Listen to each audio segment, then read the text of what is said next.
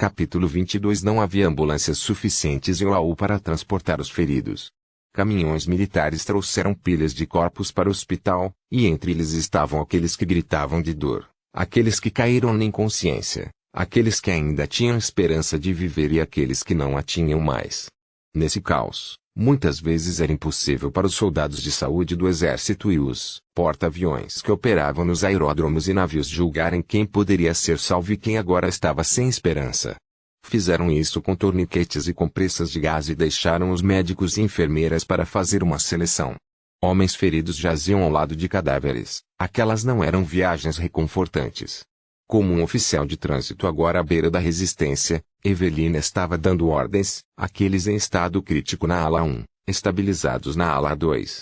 Ele chorou. Bárbara. Encha todas as seringas que encontrar com estimulantes e antibióticos. Houve momentos em que ninguém parecia ouvi-la. O pé de coelho ensanguentado que Sandra vira no pescoço de um marinheiro a quem faltava a metade de um rosto bastava para mergulhar uma enfermeira numa quietude semelhante à de um relógio sem molas.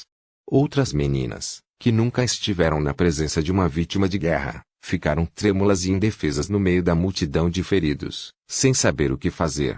Outros ainda, como a própria Bárbara, corriam freneticamente para cima e para baixo, pegando seringas e enchendo-as.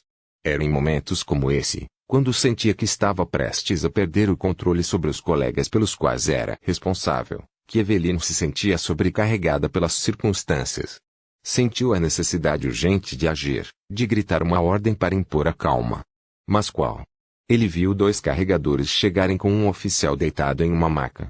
O sangue era um broto vermelho vivo no uniforme branco. O homem estava consciente e pressionou uma gaze no pescoço. Os padioleiros, não encontrando lugar para descarregá-lo, olharam para Evelina. "Deixe-o aqui", ela respondeu. Os 2 colocaram a carga no chão a seus pés. Evelina ajoelhou-se ao lado dele. "Deixe-me ver." Os olhos fixos nela eram claros. O homem estava em si mesmo, mas não permitiu que ela tirasse sua mão da ferida. Seu nome estava estampado no bolso da camisa. Jackson. Major Jackson, deixe-me ver. Finalmente, ele puxou o comprimido para mostrar a ela o ferimento e o sangue salpicado no jaleco branco. Era sangue arterial, vermelho vivo. Ela o olhou atordoada, e teve a impressão de que aquele sangue era dela, que jorrava diretamente de sua alma.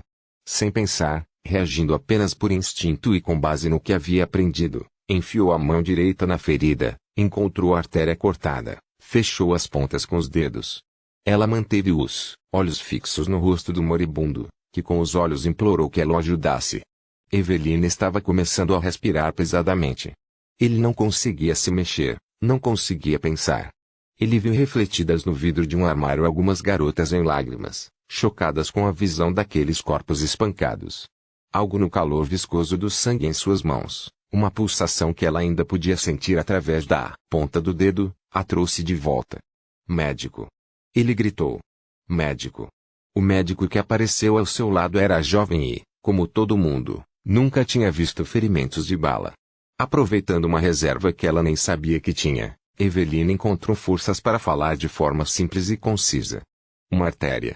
Responde à pressão. Os contornos são claros." O médico extraiu coragem dessa clareza. Inclinou-se sobre o ferido e foi trabalhar. Evelina ainda estava com o dedo pressionado contra a artéria. "Bárbara!" Ele gritou. 2 sacos de plasma. A enfermeira, ajoelhada ao lado do armário de remédios, estava recolhendo as seringas que deixara cair. Ao ouvir Evelina, ele se virou para o armário, pegou os sacos de plasma e os deixou cair também. "Escute-me." Evelina chorou novamente. "Escute-me." Por um momento, o barulho diminuiu, até os feridos pareciam se acalmar. "Nós podemos fazer isso." Ele falou em voz alta, mas firme. "Concentre-se em uma coisa de cada vez."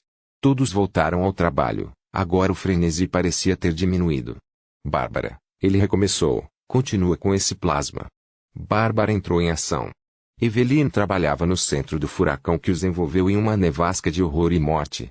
E algo na maneira como ela trabalhava, na maneira como o homem ferido que ela salvou estava olhando para ela, a fez perceber, por um único momento, luminosa, que deveria e poderia ser um farol para todos.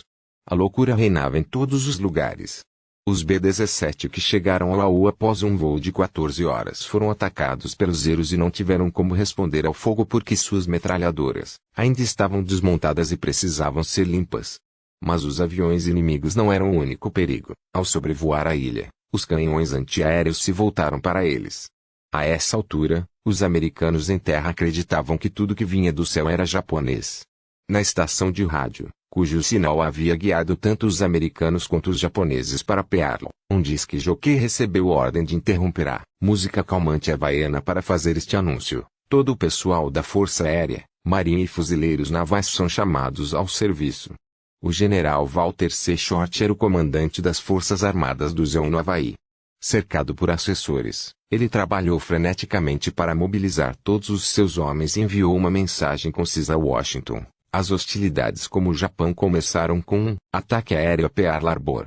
O presidente Roosevelt recebeu a notícia na Casa Branca, onde tomava café da manhã com seu amigo e conselheiro Henry Pickens. Foi este último quem atendeu o telefone e depois o passou para o presidente, que escutou por um momento antes de desligar. Ele estava abalado. Os japoneses atacaram Pearl Harbor, anunciou. Meu Deus! Eles já têm algumas estimativas de danos. Havia raiva nos olhos de Roosevelt. O Pickens o tinha visto mostrar esse lado de seu personagem e não era uma visão bonita dele. Outro de seus conselheiros diria mais tarde, quando ele está com raiva, ele é capaz de dizer coisas que podem acabar com um relacionamento para sempre. O Pickens sabia que a raiva refletida no rosto do presidente não se dirigia a ele, mas achou igualmente arrepiante. Com nossa frota do Pacífico ancorada, despreparada, Roosevelt respondeu. Eles só podem ser terríveis. E ainda não acabou. Nos céus do Pacífico, o tenente-capitão Shimazaki, encarregado da segunda força de ataque, falou calmamente no rádio. Segunda força, vamos implantar acima das bases militares bombardeiros de grande altitude contra aeródromos, caças-bombardeiros contra navios atracados no porto.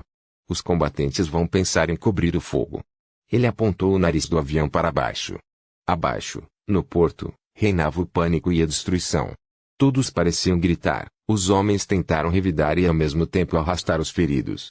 Quando a segunda onda de aeronaves japonesas atacou, os navios americanos menores poupados do primeiro ataque agora se tornaram os novos alvos. Uma tremenda explosão sacudiu o contratorpedeiro Shaw destruindo e, à medida que outros navios de importância secundária começaram a acender, ficou claro que nenhum deles seria poupado. A resistência americana era esporádica e quase sempre ineficaz. Muito mais preocupante para os japoneses era a espessa fumaça negra subindo de navios danificados e incêndios queimando ao longo da costa. Um bombardeiro torpedeiro, cujo piloto estava voando às cegas, atingiu um casco em chamas com sua asa e caiu. Os marinheiros presos naquele turbilhão de terror e desgraça estavam sempre inventando novas maneiras de sobreviver. Alguns, presos em um navio em chamas, usaram a carruagem cortada de uma arma de 25 como ponte para se deslocar para o navio ancorado nas proximidades, que havia sofrido menos danos. Outros pularam na água e nadaram no óleo para evitar as chamas tentando resgatar seus companheiros feridos. O hospital, outrora imaculado, o lugar que Evelyn tinha visto pela primeira vez em branco puro, com camas claras, vazias e bem arrumadas, agora era um pesadelo de horror carmesim. Havia sangue por toda parte, encharcava os colchões e pingava no chão. Havia poças vermelhas por toda parte, continuamente alimentadas pelo sangue que jorrava das feridas abertas dos homens deitados no chão nu. Soldados, marinheiros e civis queimados ou mutilados, todos misturados, morrendo em todos os lugares, gritando de dor, pedindo socorro. E Evelina ocupada em meio a esse caos. Vendo Sandra tentando dar uma intravenosa a um marinheiro queimado com as mãos trêmulas, ela gritou, não procure a veia. Apenas a enterre. E marque de alguma forma. Temos que acompanhar aqueles que já receberam morfina. Sandra obedeceu. Apertando os dentes, ele enfiou a agulha na carne enegrecida. Em seguida, tirou do bolso um lápis com ponta gordurosa, que normalmente era usado em prontuários médicos. Marcá-los onde? Ele gritou por sua vez. Na testa. Eveline respondeu, perguntando-se quantos feridos já haviam recebido uma dose de morfina. Sandra tentou em vão escrever na testa esfumaçada do marinheiro, a ponta oleosa escorregou na pele.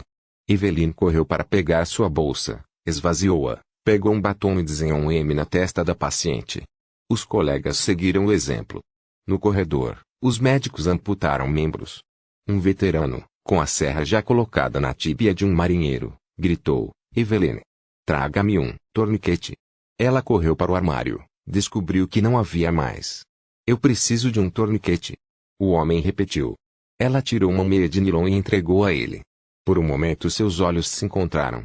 Você cuida da triagem, o médico disse a ela. Eles estão vindo em carroças. De pé na porta, Eveline tornou-se a guardiã daquele lugar, e cabia a ela decidir quem precisava de ajuda e quem estava além de qualquer ajuda. Do lado de fora do hospital havia um mundo surreal de fumaça branca, do qual marinheiros com a pele queimada emergiam como mortos-vivos em busca de ajuda. Caminhões, veículos militares e picapes civis continuaram a chegar, carregados de corpos espancados. Jovens portadores de pacientes de olhos arregalados os levantaram com toda a atenção possível e os carregaram até a porta do hospital. Mais uma vez Eveline teve que usar toda a sua força. Essas eram decisões de vida ou morte, não eram os médicos. E se ela errou, se não conseguiu? Ele empurrou aquelas dúvidas agonizantes de sua mente e olhou para o primeiro marinheiro sendo carregado pela porta. Sua barriga era uma massa de bandagens encharcadas de sangue. Ele colocou a mão no pescoço e sentiu o pulso, mas a pele estava fresca. O homem já estava em estado de choque. Estado crítico. Departamento em frente, disse aos maqueiros. Depois foi outro, pouco mais que um menino, que estava claramente morrendo, seu peito reduzido a um único corte excruciante, mas com os olhos abertos implorando por ajuda. Ela tocou seu ombro e tudo o que conseguiu murmurar foi: vai ficar tudo bem. Ele fechou os olhos e Eveline se perguntou se ele já não estava morto, mas ela não conseguiu encontrar coragem para sentir seu pulso, e enquanto isso os feridos continuavam a chegar. Eveline se endireitou e sussurrou para o carregador mais próximo: dê a ele uma injeção de morfina. Agora é tarde demais para ele. Os soldados da saúde já tinham ouvido essas palavras muitas vezes durante o dia.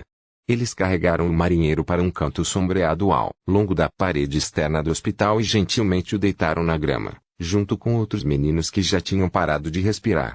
O lugar estava começando a parecer um necrotério ao ar livre. Eveline observou-os partir e pensou: então isso é guerra. A primeira coisa que viu quando voltou para a fila de pacientes foi que o ferido mais próximo estava com o uniforme de piloto. E seu peito estava crivado de balas. Ele não tinha mais rosto. Ela sentiu suas pernas cederem. Ele procurou as insígnias costuradas na manga e viu que eram idênticas às usadas por Rafli Downie. Por um momento ela perdeu o equilíbrio e se viu de joelhos ao lado da maca, sem saber se havia caído ou simplesmente ajoelhado. Ele pegou a etiqueta e leu um nome desconhecido. Um alívio impregnado de culpa a envolveu. Então ele ordenou: leve-o para a sombra e cubra-o. Está morto. Ele se preparou para examinar o próximo corpo e desta vez era uma mulher com um uniforme branco, barriga aberta e mãos pálidas apertadas no ferimento. Eveline procurou por um pulso, mas não encontrou nenhum. Ela também foi: traga. Era Betty.